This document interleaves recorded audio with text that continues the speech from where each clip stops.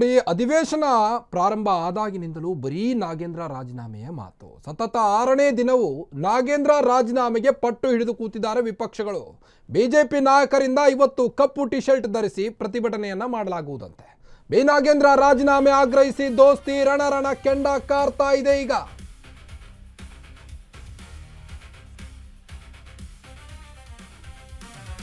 ಅಧಿವೇಶನ ಪ್ರಾರಂಭ ಆದಾಗಿನಿಂದಲೂ ಕೂಡ ವಾಲ್ಮೀಕಿ ಹಗರಣದ ಒಂದು ಚರ್ಚೆ ಇನ್ನೂ ಮುಗಿಯೋ ಹಾಗೆ ಕಾಣ್ತಾ ಇಲ್ಲ. ಒಂದು ಕಡೆ ಬಿ ನಾಗೇಂದ್ರ ರಾಜೀನಾಮೆ ಕೊಡಲೇಬೇಕು ಅಂತ ಆಗ್ರಹಿಸಿ ಈಗ ಬೆಂಗಳೂರಿನ ಮಹರ್ಷಿ ವಾಲ್ಮೀಕಿ ಪ್ರತಿಮೆ ಬಳಿ ಬಿಜೆಪಿ ನಾಯಕರು ಮತ್ತು ಜೆಡಿಎಸ್ ನಾಯಕರು ಕೆಂಡ ಕಾರಿಕೊಂಡು ಈಗ ಪ್ರೊಟೆಸ್ಟ್ ಮಾಡಲಿಕ್ಕೆ ಮುಂದಾಗಿದ್ದಾರೆ. ವಿಪಕ್ಷ ನಾಯಕ ಆರ್ ಅಶೋಕ್ ನೇತೃತ್ವದಲ್ಲಿ ಪ್ರತಿಭಟನೆ ಮುಂದುವರೆದಿದ್ದು, ಸಚಿವ ಬಿ ನಾಗೇಂದ್ರ ವಿರುದ್ಧ ಧಿಕ್ಕಾರವನ್ನ ಕೂಗಿ ಅಸಮಾಧಾನವನ್ನು ಹೊರಹಾಕ್ತಾ ಇದ್ದಾರೆ.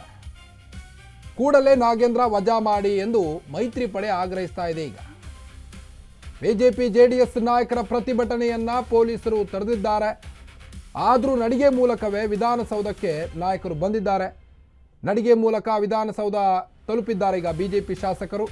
ಪ್ರತಿಭಟನೆಯಲ್ಲಿ ವಿಧಾನಸಭೆ ಮತ್ತು ಪರಿಷತ್ ಶಾಸಕರು ಇಬ್ಬರು ಕೂಡ ಭಾಗಿಯಾಗಿದ್ರು.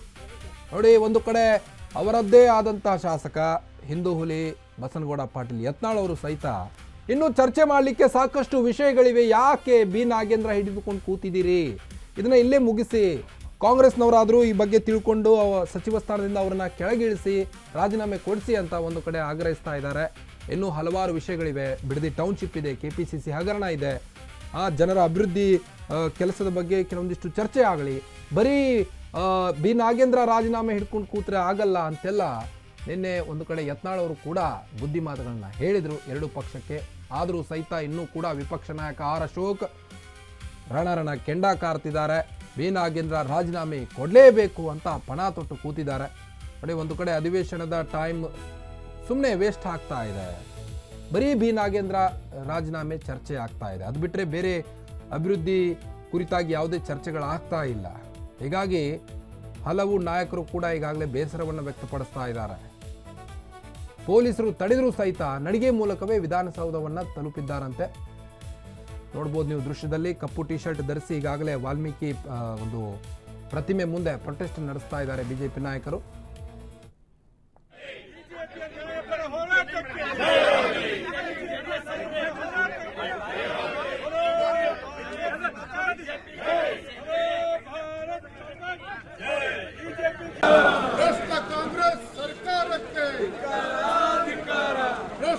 ರಕ್ಷಣೆ ಮಾಡ್ತಾ ಇರ್ತಕ್ಕಂಥ ಮುಖ್ಯಮಂತ್ರಿಗಳಿಗೆ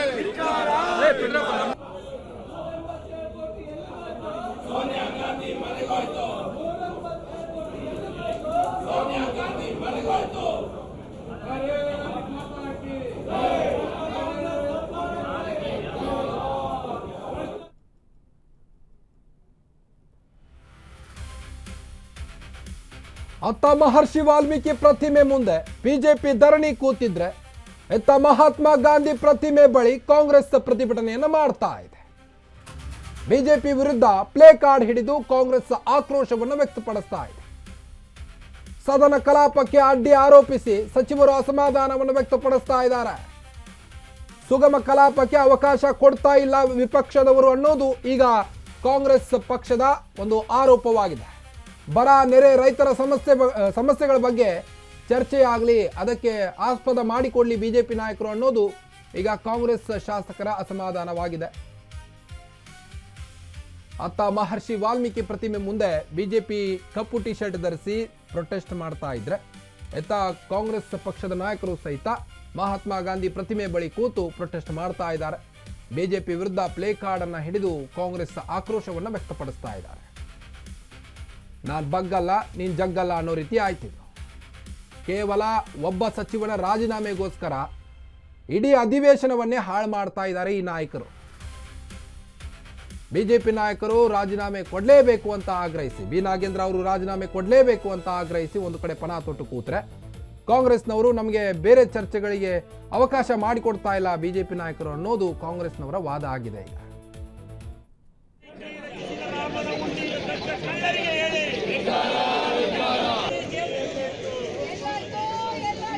ರಾಮನ ಹುಂಡಿ ಎಲ್ಲೋಯ್ತು?